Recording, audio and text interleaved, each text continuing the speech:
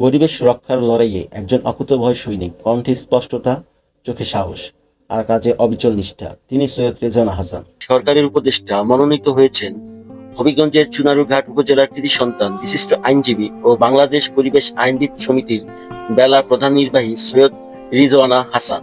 তিনি দায়িত্ব পালন করবেন পরিবেশ, বন ও জলবায়ু পরিবর্তন মন্ত্রণালয়ে। রিজওয়ানা হাসান রাজধানী ঢাকার ধানমন্ডিতে 1968 সালে জন্মগ্রহণ করলেও পৈতৃক নিবাস চুনারুঘাট উপজেলা 6 নম্বর সদর ইউনিয়নের নরপতি গ্রামে। তার পিতা সৈয়দ মহিবুল হাসান ছিলেন তৎকালীন মন্ত্রী, বাবা মায়ের একমাত্র কন্যা তিনি এবং পরিবারের সবার ছোট।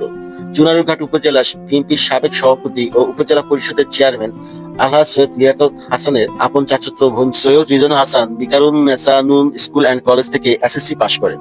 এরপর হলিক্রস কলেজ থেকে এইচএসসি পাশ করে ঢাকা বিশ্ববিদ্যালয়ে ভর্তি হন। বিশ্ববিদ্যালয়ের শুরুতে লোক প্রশাসন বিভাগে ভর্তি হলেও আইনের প্রতি আগ্রহ থাকায় পর তিনি বিভাগ পরিবর্তন করে আইন বিভাগে ভর্তি হন।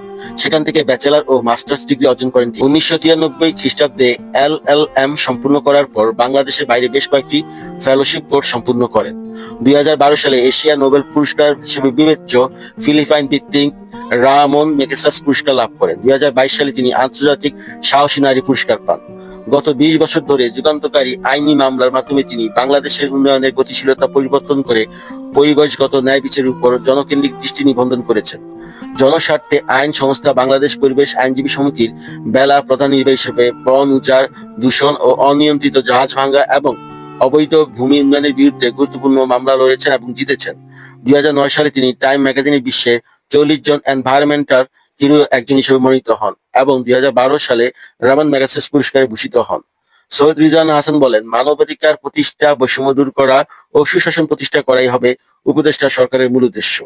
আমার উপর অর্পিত দায়িত্ব সততা ও নিষ্ঠার সাথে যাহা পালন করতে পারি সেজন্য সকলের নিকট দোয়া ও সহযোগিতা কামনা করছি। আপনি যদি সৈয়দ রিজওয়ানা হাসানের মতো মানুষের গল্প শুনে অনুপ্রাণিত হন তাহলে ভিডিওটি লাইক দিন, কমেন্ট করুন এবং চ্যানেলটি সাবস্ক্রাইব করতে ভুলবেন না।